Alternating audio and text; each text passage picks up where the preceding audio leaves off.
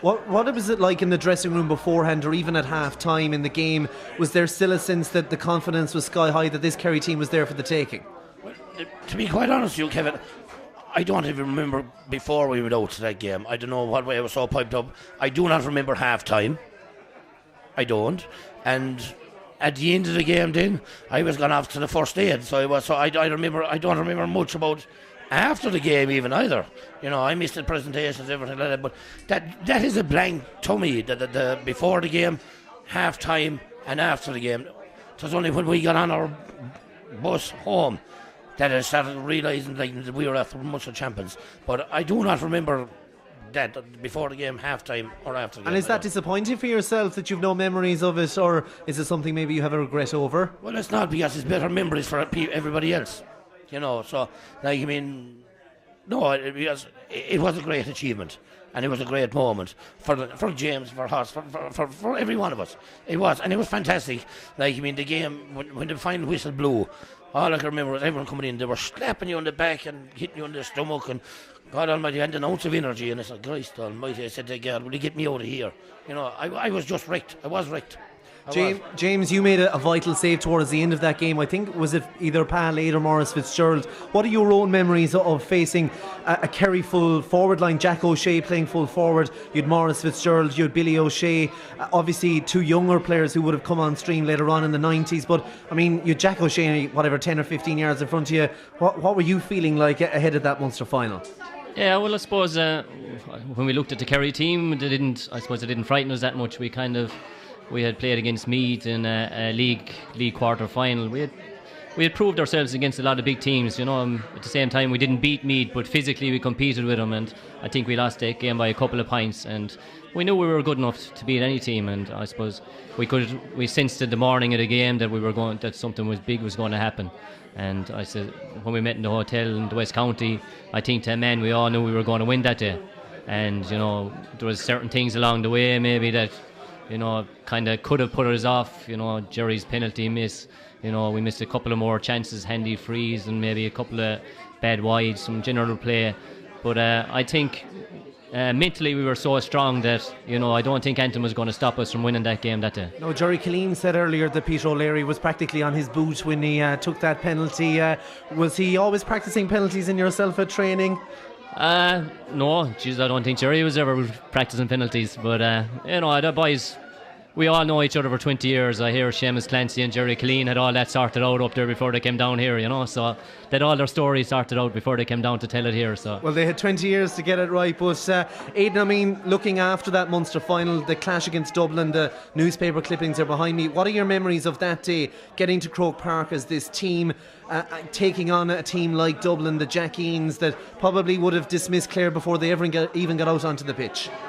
Well, that's right, yeah. Well, after the Munster final victory, obviously things changed and all our lives changed in sport, I suppose, in one sense. And, we were up there with the big boys then, and, obviously we had to, a lot of things changed for us so much, going up there, we were kind of celebrities at this stage then, and we had to kind of try and keep ourselves away from all that, and just focus on the game, and we tried to do that as much as possible. But even going up there on the day, the Garda escorts were there through the city, and the crowd was unbelievable then. My one memory of going out the tunnel and the actual noise level, and it was like a wave. It was one after another going higher pitch. It was.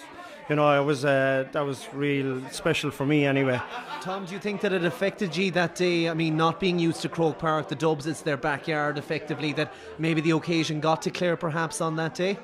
No, because we did give a great account of ourselves. Now, there are people saying Parry's goal, but you can blame the referee. But as at Croke Park, no, because until if you say that Gaelic grounds, same name. We went down, we beat Kerry below on Gaelic grounds. Then we went up to Croke Park to play Dublin. We still weren't afraid of them either. We had nothing to lose going up there and everything to gain. And maybe, I know it's 20 years on and there's people that still, every time you meet Pádraig Galma's goal, it was a great goal, and the referee blackguarded us. Well, basically maybe he did, but I made a couple of mistakes that day myself. that didn't help our performance, and possibly one or two other mistakes were made as well because of the inexperience of being in Croke Park. But Croke Park had nothing got to do with us losing that game. It hadn't.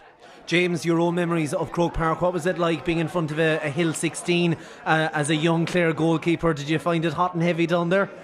Oh yeah, no, look, it was a fantastic atmosphere there, and you get a bit of slagging, but I'm sure we would have settled for that. We'd have taken it many years after that, but I feel we played well on the day. There was a couple of things that went against us.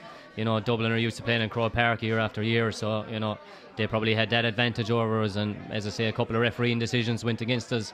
But I think we held our side of the bargain. We played extremely well on the day, and we break or two, we might have ended up in an All-Ireland final, or maybe if the draw had been different and we had played maybe Donegal or Mayo, we could have got to an All-Ireland final. But it was a fantastic atmosphere on the day, and I think the Clare people and the Dublin people created such an atmosphere. I don't think it is, it's rare that it's matched again. And of course, looking to the Munster Championship the year after, you had Cork in Cusack Park. I think the game might have been televised as well, but I suppose losing to Cork that day as well, how disappointing was that when you had done so much the year before, and for it to end on a day in front of your home crowd as well? Yeah, I suppose, look at it, we came back the following year and Cork beat us inside in Cusack Park.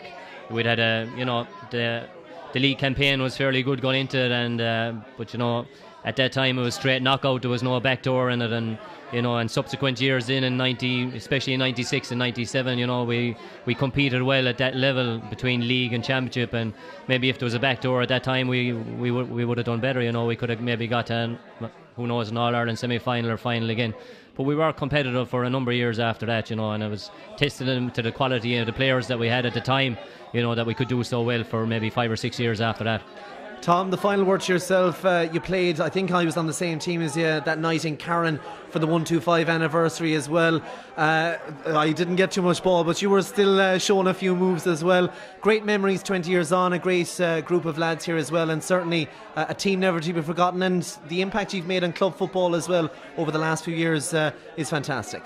Yeah, well, you'll always strive we played football because as a young lad I looked up to other players in the county and outside, and basically we were hoping in 1992.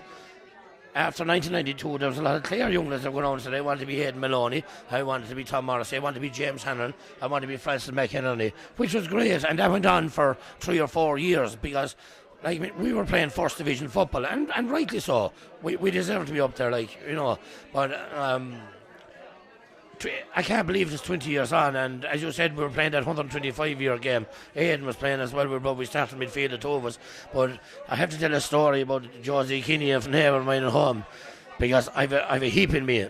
I got a replacement heap after that game, And Josie Kinney came into Tubridys on Sunday morning, and Josie said, "Go on, Tom, I hear there's a bit of steel in you now," he says. there was plenty of steel before, I'm sure. Aiden, Kerry and Clare tomorrow evening, Gaelic grounds. Is there a shock on the cards? Can they do it again 20 years after? Well, we'd like to think so. I do think they have the players. I think against Cork, I was down there to see them, and I think we do need to jig the formation a little bit, and I think if the defence can get on top and keep them under grips, we have the forwards, but it's going to take a huge effort, there's no doubt whatsoever. Excellent stuff. Aiden Maloney, Tom Morrissey and James Hanraghan, thanks very much.